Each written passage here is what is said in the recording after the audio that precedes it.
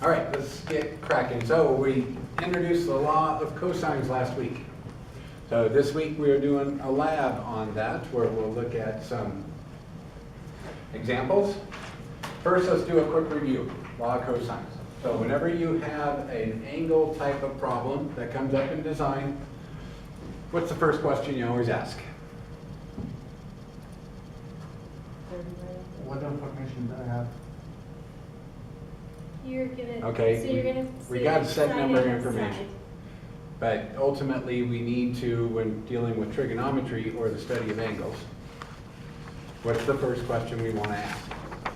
Is it a right angle, a right triangle? Is it a right triangle or is it an oblique triangle? Uh-huh. Okay.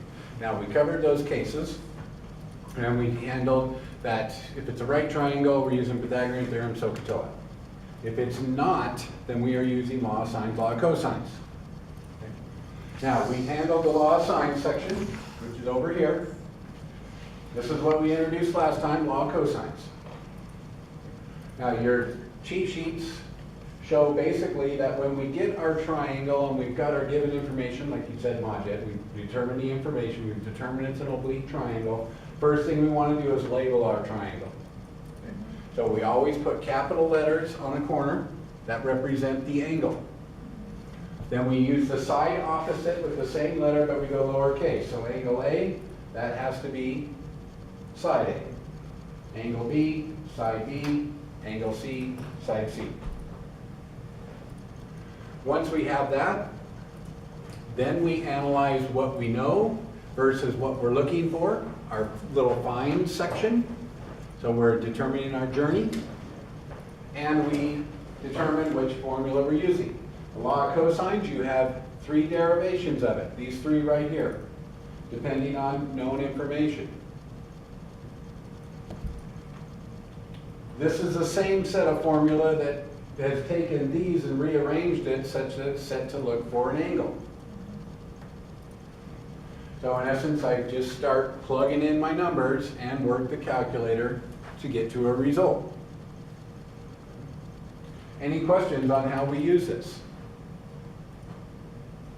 Last comment on this is right up here. You have what the known information that works for the law of cosines. Over here, you have the known information that's working for the law of sines. Obviously, I'm focusing on the law of cosines today, so you are using this half of this sheet. Any questions? All right, let's put it in practice.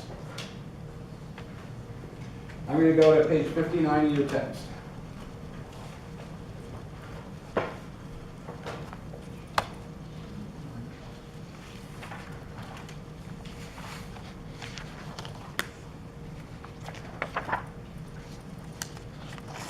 Now let's do problem 7.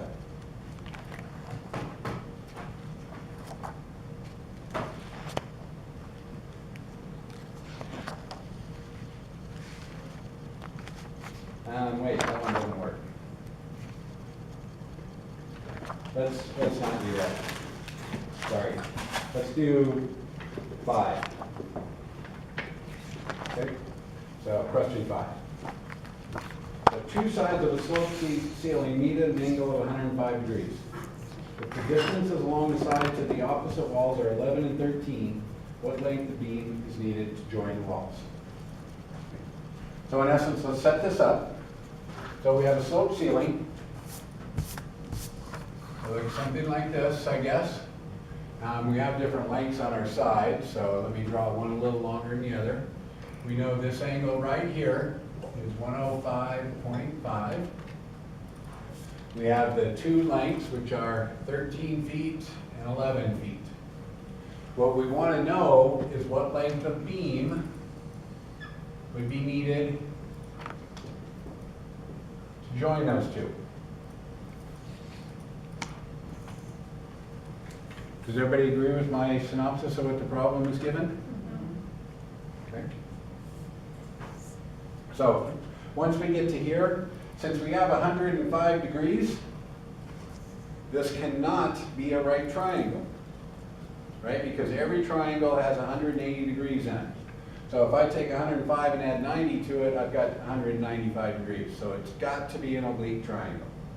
So therefore, I know I'm using law of sines or law of cosines. The next thing we do is we look on our cheat sheet. Okay. And we look at our cases across the top. Okay.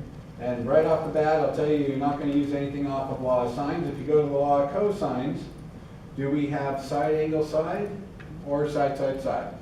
Side angle side.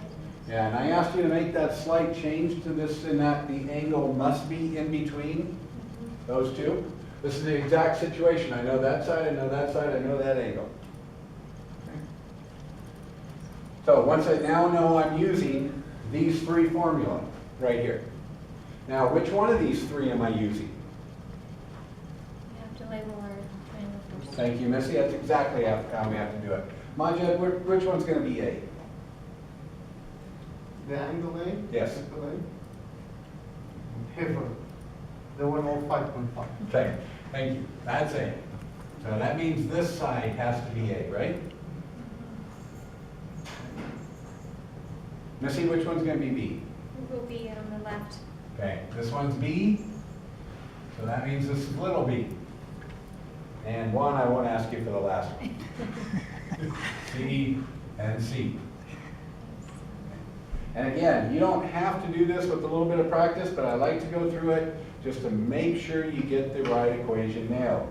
Come in and mark off everything you know. Do I know the angle? Yes. Okay, so in essence, on these equations, I know all of those. Okay. I also know side C. So I come in here and say I know that, I know that, that, that, and that. We also know side B.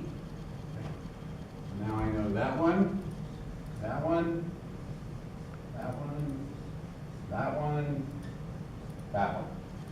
Right? Okay. That's all my knowns. Now what am I looking for? I'm looking for this guy. Okay. It's going to tell you exactly which equation to use. Now here, I've got everything selected in all of them, but this one has two A's in it, two unknowns, right? This one's got two unknowns. So therefore, they're out. Which one has all the parts of the equation known and what we're looking for is left alone? It's this guy. Now, since I'm looking for a beam length, I'm going to use this one. If I was looking for angle A, it would be this one. Okay. So, here's our equation. So let's go ahead and work that.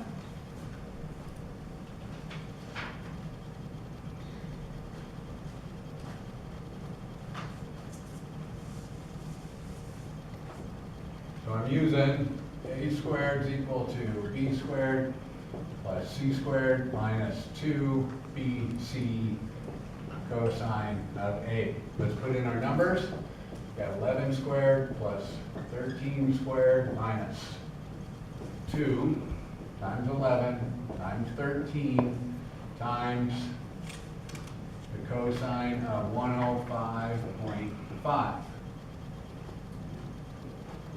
Again, I would, at this point, start reducing. You're going to get some big numbers. Hold yourself to 2 decimal places. So let's kind of work this on down.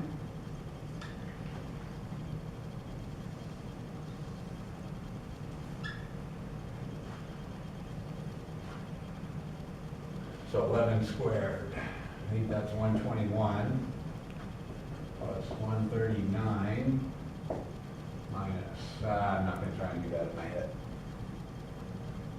Can somebody give me this last component right here? 38.22. I think mine's right. Oh, no, it's the whole thing. I don't want the whole thing, just this. The 2, 11, 3, 13. 2 times 11 times 13 times Okay, cosine of 105 38.22. minus 38.22. And please, somebody confirm all my numbers here. I'm not sure. 11 squared And the 2 minus 38.22. Yeah, so you gotta be careful, remember, because if this came up as a minus angle, I have a minus in for that. do you? Yeah. Okay, so you got a minus minus. Yeah. Okay, that's what you said. Yeah, So- minus 38. 13 squared is 169, I think. 169?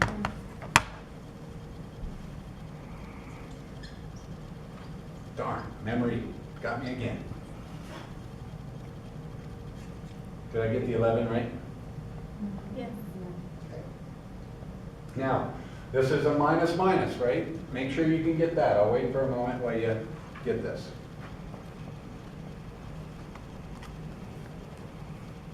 And the reason you'll get a minus, when you type in cosine of 105.5 and get the answer for that, that's going to come up with a negative number.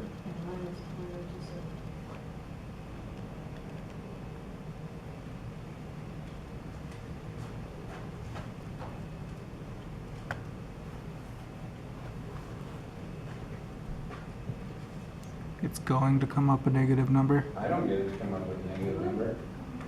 Mine won't. I keep getting negative 76.43. Everything that means is minus.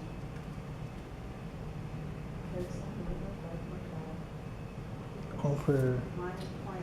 the one with the See, I got a cosine. negative 0.26 or Minus negative 0.27. 27 for my cosine of Yeah, 105.5. that's what I got, 0.27. So then my answer isn't 38.22 though. Yeah, I got 76.43. that's what I Me got. too. Okay. I've got minus 76.43. Yep, So it got it. that's what I got. Okay. Majid, you recrunching that? Are you ready? It's 78.42. Okay, you good? Okay, so two negatives make positive, right? So we're adding all that together.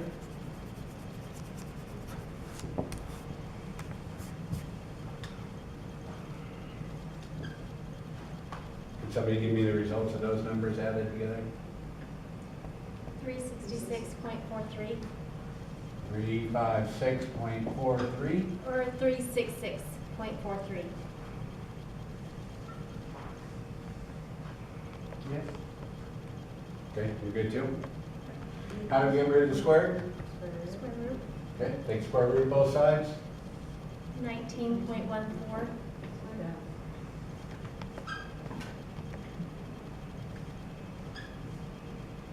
0.14 of what?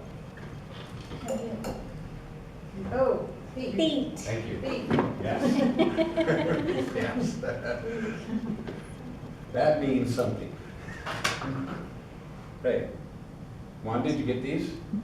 Well, You want what did you do for the last step? What was that? Okay, just take, when you get this number, take the square root of it. Oh, okay. In essence, I took the square root of both sides. What I do to one side, I gotta do the other, right? Yeah. The square root cancels with my square, Oh, okay. okay? So those two go away, and I just need the square root of this.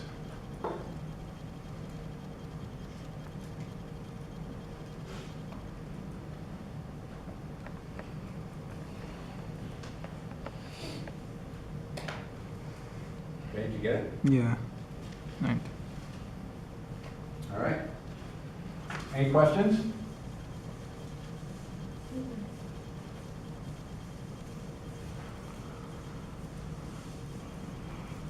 With that sense, if you would, you need a pencil and a calculator. And our cheat sheet. Yes, you can have your cheat sheet. Okay.